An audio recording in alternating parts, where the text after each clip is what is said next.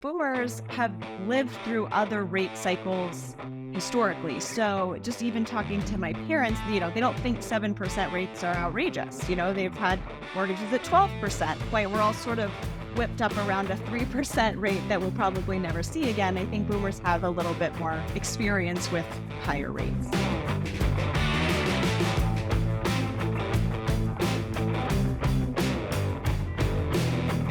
Hello, everybody. Welcome once again to the Builder365 podcast. We're just having so much fun with this. This is a podcast where we just celebrate the industry that we love so very much. We hope you do too, right? You spend way too much time, too much of a part of your life invested into your work. You should love it. Maybe not every moment, but I know somebody who does enjoy most moments. Amy O'Connor. Welcome, Amy. Hi, everyone. Yeah, let me see if I can we were just doing this. Oh, there you go. For those of you who are longing in to see us, I just made some little hearts everywhere. I love this industry. I would not do anything else. Very nice touch there with the hearts. Let me see if I can give you a thumbs up on the hearts. Did that do anything there? Okay, we got a thumbs up on there. All right, there it was. But Debbie, Yeah. we haven't heard any hockey updates in a while. Are you still playing hockey? Jeff is still playing hockey. I'm always playing hockey, but interesting that you should ask. This is at the time of this recording. Just last night, I played in a game, playing goalie, and went really well. We won 6-1, and the one goal that they scored was the defenseman's fault. Okay, just making sure we're very clear on that. It was not my fault. It was the defenseman's fault. Got it. But I do have to tell you, at one point, I was moving in the crease, and I fell. I'm like tripped over my own feet. Nobody ran into me. I just fell. So now I'm lying down on the ice, and you got these big pads on your legs, so it makes it very difficult to scramble.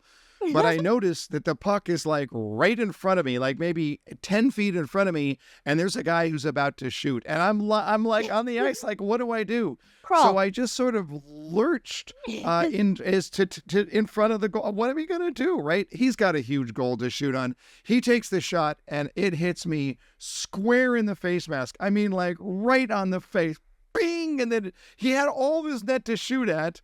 But he shot and it hit me right in the face. And so I get credited for the save, and they didn't score. My ears were ringing for like 20 minutes afterwards because you get that metal cage. No, I think the loser is what you're looking for on that one, Amy.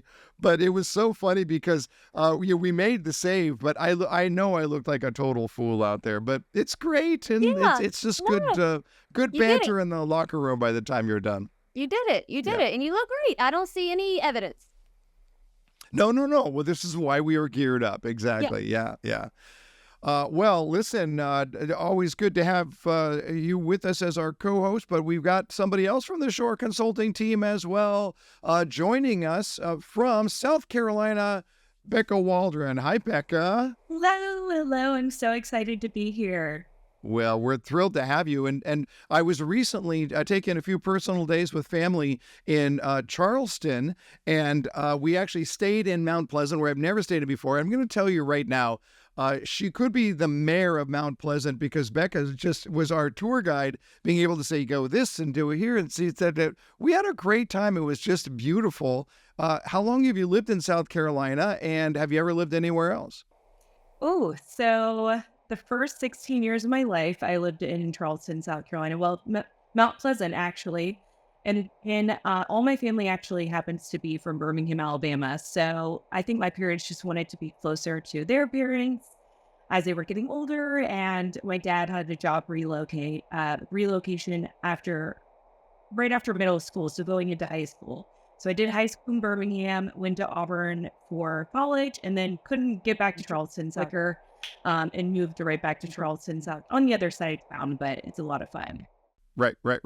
And what that means is that we have, of the three of us here, two, one went to Auburn and one went to Georgia. No problem there at all, right? We're all no good. We're all going to get along. Yeah, there's no competition, so there's no problem.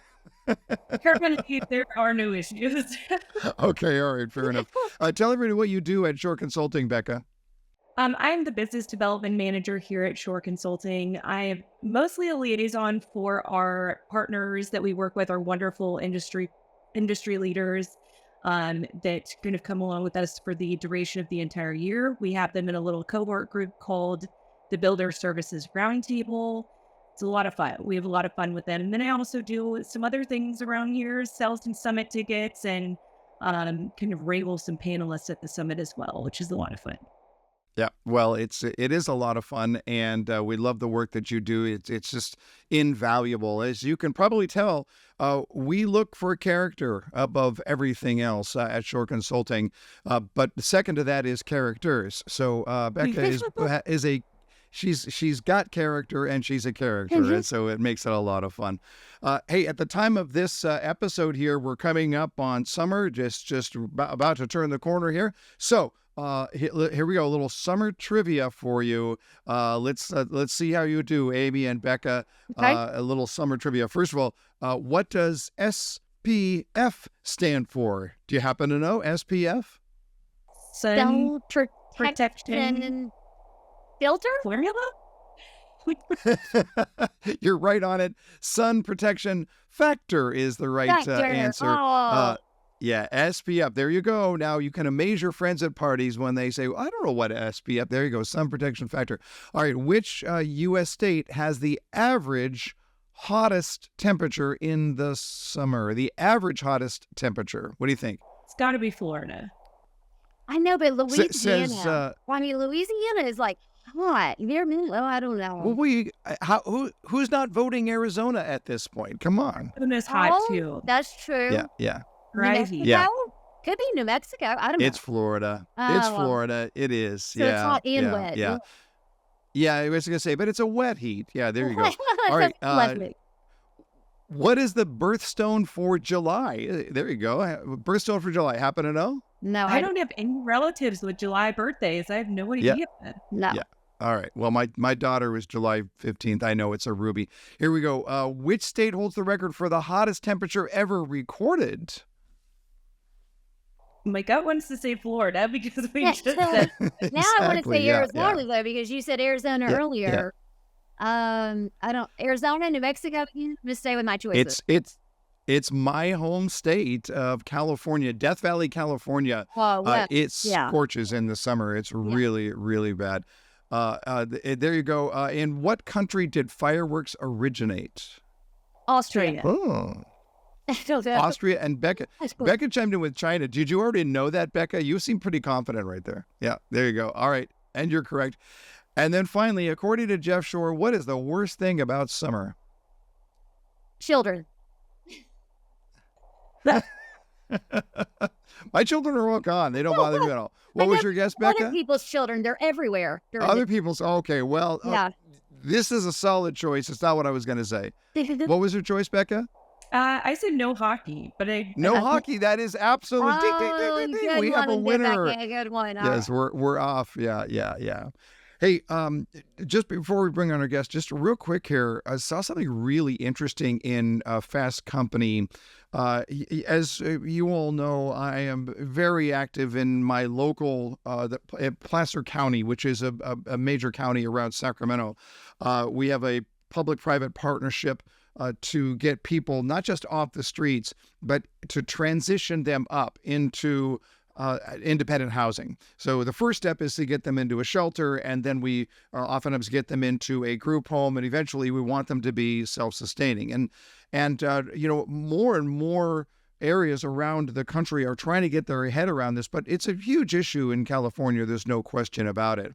And so this is a really, really interesting story that showed up in Fast Company about an old abandoned motel complex in Southern California that this is in Lancaster in the high desert, that they turned into a transitional housing facility for people who are trying to get, especially families, off the street. Most homeless shelters are for individuals. This is for families. In fact, we'll have Nolan, our producer, put some of the pictures from that webpage up on the screen. But it's really, really interesting because it's not just the motels that give a room. The campus includes housing support services, a commercial kitchen, a variety of outdoor recreation, exercise amenities, and again, it's there to serve families. So you got these old abandoned motels, and they're turning it into something that's really, really cool. And I got to tell you, this really makes my heart happy, because it's not just a matter of saying, here's a cot and a meal. It's a matter of how do we transition you into the point where you are a strong, proud, contributing member of society. And it's really interesting, because when I look at this happens to be run by, I'm sorry, I'm talking a lot, but I'm so passionate about this. This is a nonprofit called Hope the Mission. And I'm just of the opinion that we're much better off taking all of the government funding that's gone into homelessness, which is done, at least in California, just approximately jack, and instead funneled it into the people who know how to use the money properly and do it that way. So it's pretty cool, isn't it? This facility. What do you guys think? Yeah, the pictures were amazing. Like you said, what a great solution. And I noticed that it said the whole campus was $7 million. Now, $7 million is not nothing, but I thought that sounded rather affordable for something that transitions so many families. When you look at what the governments are spending right now, it is that's a rounding error. $7 million is nothing. And so if we can do it right, it makes it very, very cool. So yeah, there you go. Well, listen, we're going to have a great opportunity now to be able to talk to two people who are super smart. And one of the things that we look at is we're going to look today at baby boomers as a buying segment. And to tee that up, let me just share this with you. More than 3/4 of the nation's households are unable to afford a median priced home right now. Okay, this is according to the National Association of Home Builders. Approximately 103 million households, that's 76% of all households, can't afford the median home price, which at the time of this recording is $435,000 nationwide. But when we go deeper than that, a $1,000 increase in the median price of a new home would make home buying unaffordable for an additional 106,000 households. We would just pull them out of the market. And then when you add the idea of an interest rate increase, just when rates go up just by 0.25% on a 30-year rate, it's going to price out another 1.1 million households. This all needs to be dealt with, but I think we would all agree that the easy answer is to sell to people who have money. Well, guess who has money? Baby boomers have money. Our friends over at Opendoor recently did a fascinating and insightful study on baby boomers. Now, I took notes because while I might be on the very, very young edge of the baby boomers, yes. I am in fact a baby boomer. I thought you were a millennial, but yes, okay, we'll go with it. Thank you, Amy. Becca, this is how you get ahead in life. Yeah. Okay. But here's what happened. I had the opportunity to sit down and talk to Will Holmes, the head of partnerships, and then Allie, Cote, the head of marketing and brand growth, both from Opendoor, all about their study on baby boomers. Grab a pen, take notes. You're going to love this. Roll it, Nolan.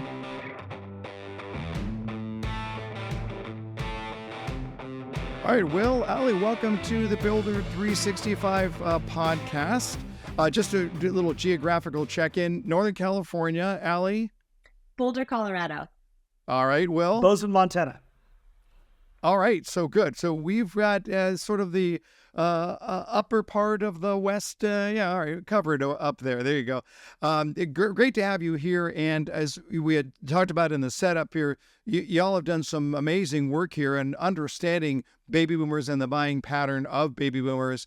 And I guess the burning question that everybody's asking right from the very beginning is, what will move these people off the sidelines? Is it going to take 3% rates again for buyers and sellers to re-engage? And we can ask about baby boomers. We can ask about the entire audience for that matter. We have so many people that are on the sidelines. What's it going to take? Yeah, Jeff, I think that's like the true $2 trillion question, right? Residential real estate's a $2 trillion asset industry. And I think that's the question on everyone's mind. So our data shows at Opendoor that it's roughly around 6.5% or maybe slightly less of that. That's really the sweet spot for people to re-engage with the market. That said, obviously there's a ton of factors at play. Selling and buying a home is always, a really personal journey for folks. So with many factors that go into that decision to move, I think interest rates is one of the main key drivers of that, but obviously there's plenty of others as well. Allie, when you look at that, do you think that 6.5% rate, that magical mark, is it more, well, at that point, suddenly we've introduced affordability to a whole lot of people who couldn't buy, or is it just, okay, I can jump in before they go back to 7.5%? I think it's probably a little bit of both right now. I think there's definitely some psychology about what the right rate is, what feels comfortable to people, and people adjusting to an environment. I certainly don't think we're waiting to get back to 3% rates again before people are going to feel comfortable. But we're hoping that, right around that 6.5%, like Will said, is what we've seen, that whether either because they don't want to miss out on what now seems like a low rate, or because that's the number that feels comfortable for them. We're, seeing that that's where people need to be.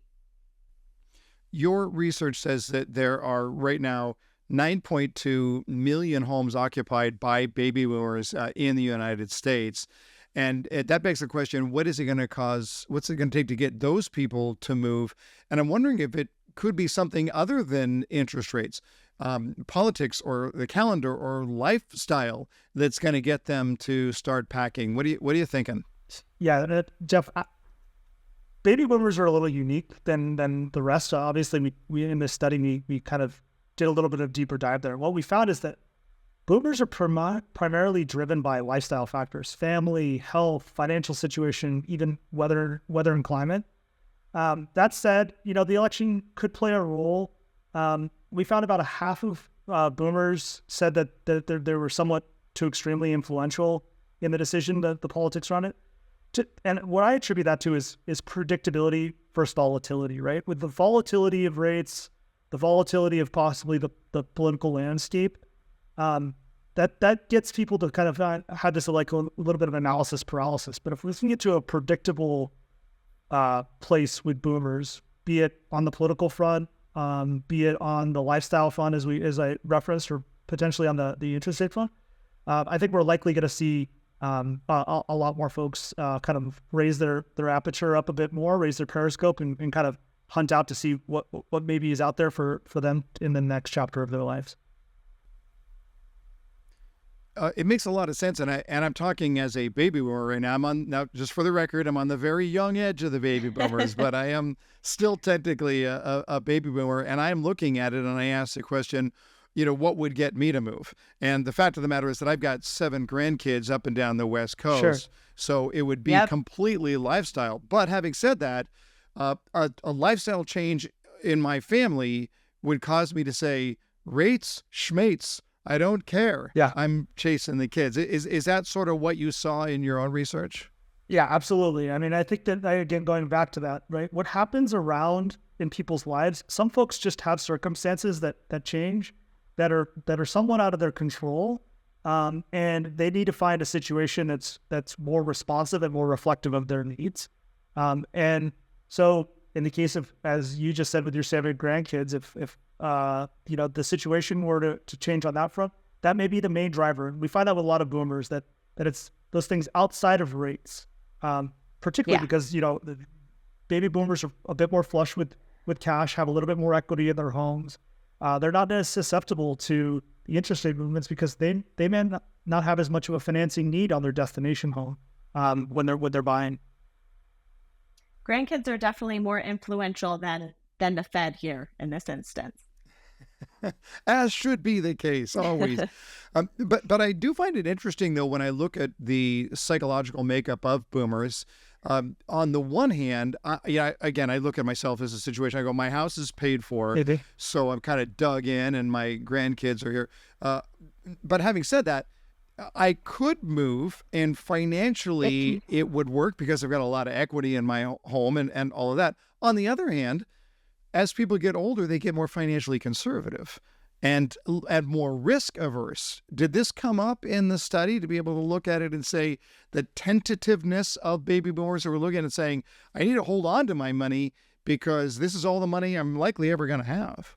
we saw maybe a bit of that, but more than anything, what we found is that baby boomers are a bit more agnostic to rates than other folks. Yeah, you talked about a bit about the possibly being a little bit more conservative as they grow older.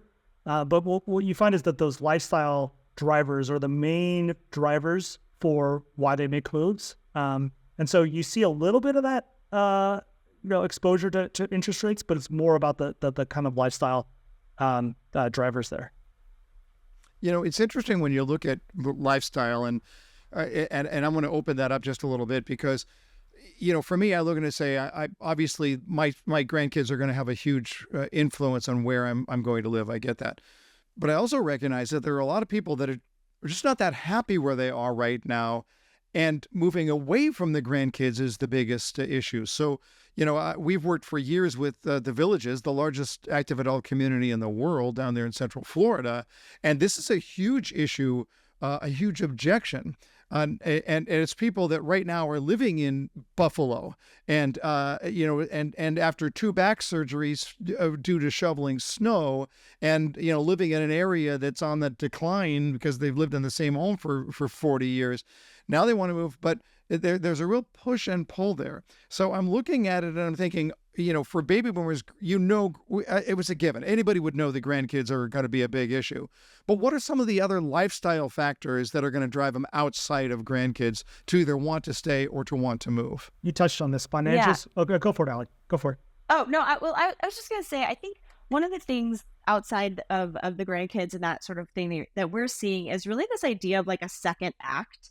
And people, life expectancy is so much longer. So when we're talking about boomers now, especially the younger side of boomers, that's been a really big unlock for us. And we're talking less to them about, moving to be near the grandkids and more downsizing so that they can have the freedom to kind of create the life they want in this second half. So maybe that is moving, from Buffalo where you have to shovel down to Florida where, you get beautiful weather, the opportunity to travel more, or just really like how can they unlock what's next for them in life. So it really ties into sort of that optimism and forward movement. So we're seeing that as really a bright spot with kind of how boomers are feeling, even in this interest rate environment.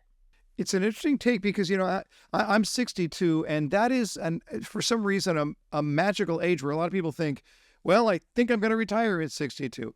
And I think about retiring at 62, well, what would I do with the rest of my life, right? And so I resonate with that idea of if I was going to retire, and I'm not, but if I was, there would have to be a second act. And that second act would have to tie into where am I going to live and how am I going to enjoy the world around me in order for that to make sense. Well, let me ask you this. Do you think that I don't know if the research showed this, but do you think there's a correlation between how important my new second act lifestyle that Allie was just talking about is and the amount of money that I'm going to spend for it? In other words, this might be what I want my life to look like, but, I want to hold on to my money, so I don't think I can make the move because it might just be too costly to do so. Oh, I think that you touched on this a bit earlier. We were talking about, kind of circumstances and potentially thinking a little bit more conservative as you grow older. I think there's an evolution that's happening in the real estate space around kind of the value. And it's far more than just around dollars and cents at this point. It's a lot more about the experiential component to it. And so people want to make sure that they can maintain their lifestyle beyond their home, wherever they're going to be. And so as they move into the next chapter of their lives, the ability to golf and to hike and to travel, and to visit their grandkids and to, go out to dinner and eat, obviously plays a role in the equation there. So yeah, the home is just one portion of the calculus that goes into it. And we also know that boomers tend to have significant equity in their home as a cohort overall. And so oftentimes they can kind of have their cake and eat it too, because they can make the lifestyle move. And as long as they're downsizing or getting into something, as affordable or more affordable than the home they're leaving, which is often, maybe larger with a ton of equity in it, they have the ability to kind of make that move and have it still make sense for them financially. Are you finding that boomers are more likely to be attracted to the Opendoor model because they've been down this road before. They have sold a home that, quote, traditional way. They used a realtor. They had people traipsing through their home. They had a finicky buyer who wanted to negotiate after the fact. Well, we all know the perils of trying to sell your home.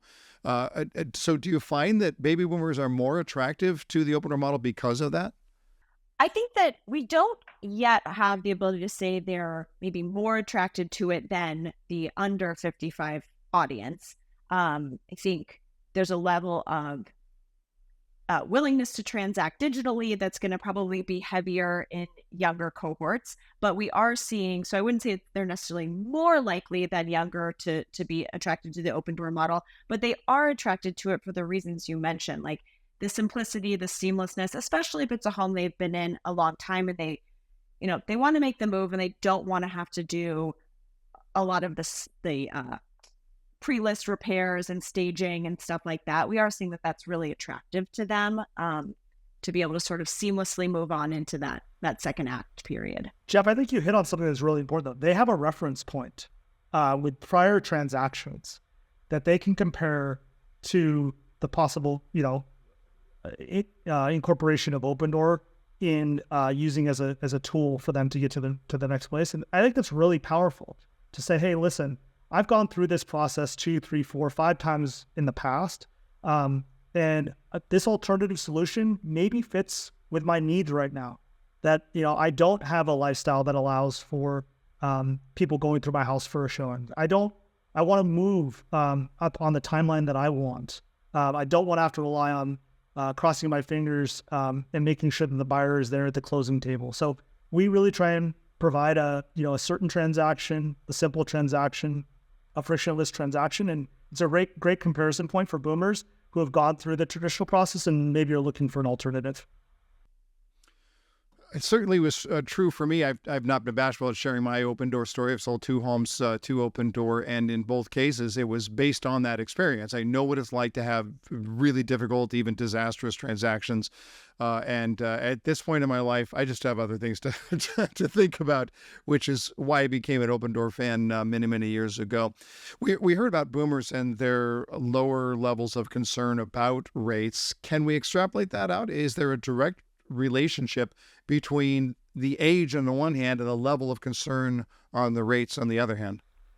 You can see, as folks get older, they're less, concerned with rates. So, 18, but we found in our study is those folks in that 18 to 34 band, about 18% of them said that it would have no impact on those rates. But as you get up to 55, 64%, 55 to 64-year-olds, what you find is that almost half of them say that rates are going to have no impact on their move. And so I think that says that when you're at different stages of your life, and at different generations are going to have different needs being met. And rates don't necessarily seem to be the big driver for boomers. And that's why I think we're likely to see them be one of the bright spots. And as Allie said earlier, we're optimistic about them being a great target audience for transactions in the real estate arena. It's interesting as we look at this discussion and just think through the psychology of a decision to buy or sell a home. We know if you take a class on Psychology 101, it might be the first day when you learn that people make decisions according to the expected outcomes. And so if you're a baby boomer and you're saying, what happens if I sell today? What happens if I buy today? And so I can look at that and I can say, you got 50% of the baby boomers who are saying that decision will be affected by rates, and 50% who say it's not going to be affected by rates. For the 50% who say it is going to be affected by rates, that causes me to wonder, is that more psychological or is that more dollars and cents? So when I look at the rates, here it is, it's a higher rate. My payment just went up. I'm doing my budget. I'm talking to a financial planner, and it's 10% more than I thought that I wanted to spend. And therefore, I'm going to set that aside because logically at this stage of my life doesn't make sense. Or is it just, oh no, 7%, right? Versus the 3.5% that they could have gotten 2 years ago. This Again, I don't know that your study went in that deeply, but that's an interesting question to me to look at and say, how much of this is psychologically driven and how much of this is financially driven? It's an interesting question, and I think we'll find out as time goes on. Let's see what rates do. Let's see what people do. But I think that we don't know. I don't think we know at that level of detail. And I don't know if people would even be able to analyze themselves enough to answer that. But we are seeing that there's something getting people to stick there. I think certainly dollars and cents are not irrelevant, right? It is significantly different for them to look at the same property now than a few years ago.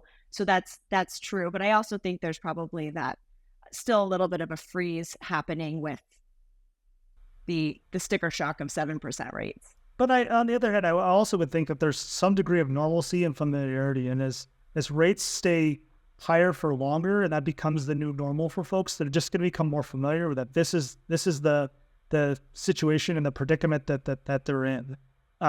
And we'll have a lot easier time comparing them their decision now between a year ago versus having to look back 3, 4, 5 years ago when rates were really low. I think the recency of where rates were low is still on their minds, but as we get further along, where rates remain a bit higher, I think they're going to have less of that comparison point. Yeah, it's a great point. Well, and also boomers have lived through other rate cycles historically. So just even talking to my parents, they don't think 7% rates are outrageous. They've had mortgages at 12%. So although, to your recency point, we're all sort of whipped up around a 3% rate that we'll probably never see again. I think boomers have a little bit more, experience with higher rates. It is a fair point. The first home that I ever purchased was I think it was 11 7/8 on a 3-2-1 compressed buy down, and it had negative amortization. So every time I made a payment, my principal balance went up, which is an interesting little trick on a loan. And you know what I thought at the time? I got myself a house. I was really excited by that. So I think there's an important point here. We got to keep people focused on what really matters. I want to hit on one last thing about the Opendoor model here. This isn't about boomers specifically, but it's something that's intriguing to me as I study organizations really all around the world. But there is this trend of building organizations where it's not just that CX is important, their customer experience is important, but the specific aspect of CX called easy. So, I hold up Chewy.com as an example. The exact amount of dog food that my dog eats shows up on my front porch every month without me having to think about it because I've got other things to think about than dog food. If I think about, I have an account at Indochino, which is a men's suit store where they make custom suits. They have all of my measurements. So, I needed to replace a sport jacket. So I just went online and I just found it and hit click, and then it shows up on my front door 2 weeks later. There is something about organizations and about this model that says easy equals right. The easier something seems to me, the righter it feels to me. Can you talk a little bit about that as it relates to what Opendoor is all about and how, where people might look at it and say, well, how much money am I going to get for my house? The real question is, what kind of experience do you want to have? We all know that buying and selling real estate has never been anything that was considered easy. And yet I think about my transactions that I've sold homes to through Opendoor, and they were by far, by a factor of 10, the easiest transactions that I've had. How do you put a value on that, right? That's the idea. So let's close there. Talk a little bit about the fabric of the culture of Opendoor that says easy is just an important core value. I'll take a first crack on it, then Allie, I'll let you expand on it. So I talked about this a bit earlier, Jeff, which is I think there's an evolution that's happening in real estate that's no longer thinking about value as just dollar and cents. Obviously, that's a huge component to it. But there is an experiential component to value. And I'm really excited about how Opendoor helps consumers with solving the various pain points that the traditional process does not provide them. So new construction, being able to align closing dates, deferred maintenance, the ability to have confident sale of your home so that you can do a job relocation. So solving those like experiential components where folks are willing to potentially trade a little bit of dollars to have a more seamless transition in their lives is locked into the fiber and the core of what we do at Opendoor. We're constantly trying to identify other areas where we can solve that. But Allie, you may have some more insight into that. No, I mean, I totally echo what you're saying. I think at the crux of it, we want to be about more than real estate transactions. We want to really be about these life transitions and, powering life's progress one move at a time and helping people really through these transitions. And we know that an easy, seamless experience is the best way to do that. So, we're doubled down on that and really excited about helping people. And, to the point of boomers, we love the second act. We love when someone is having a new baby and needs a home or moving for that job. Like, it gets us excited to, give that easy experience, because we do think you're right. Easy equals right. I love it. I love it. And certainly as I'm out there talking to our builder clients that we work with, they're all just huge fans, and because you make their life easier as well. Really good stuff. It's so valuable. The insights were just incredible. And I am here to promise you right now, I've not sold my last house to Opendoor. There's more yet to come. I'm a big fan. Allie, Will, thanks for spending a few minutes with us. So there you go. Amy, Becca, I know you're far from being baby boomers, but what were you thinking as you heard that interview? Yeah. Well, it's so important to watch what baby boomers are doing, because they're going to affect the rest of the market, right? Whether they stay or move or hold on to these houses that a Gen Xer may typically move into, they're going to either stop up the market or they're going to open up the market. It's going to be interesting to see their behavior. Right. Becca, when you look at baby boomers, how old are they? And you're not going to offend me. I mean, do millennials look at it these days and say, baby boomers, those are the people who are about to die? No. I think boomers like my grandparents' age, like 70s, 80s. Yeah. No, I'm at the very young end. I'm 62. I get it. I understand. Yeah. But they're wealthy, right? And in fact, there's a lot of talk these days about the great wealth transfer, that over the next 10 years, baby boomers are going to transfer about $75 trillion in wealth. And guess where it's going? Millennials. Yeah, exactly. You're going to see it. You're going to see it really soon. I don't know why I skipped Gen X. It skipped me. Like, what? I don't even know what it is. I keep telling my parents to just take the vacations, spend it all up before it gets down to me. Yeah. Oh, good for you. You need to talk to my kids, because they're like, die already. No, they're not. Well, there you have it. Another episode of the Builder365 podcast. Share away, please. Post it on your social. Let everybody in your organization know that we're here to do this each and every week, because we want to celebrate the industry that we love so very much. Becca, Amy, as always, thanks for joining us. Until next time, everybody, go out there and change someone's world. Thanks all.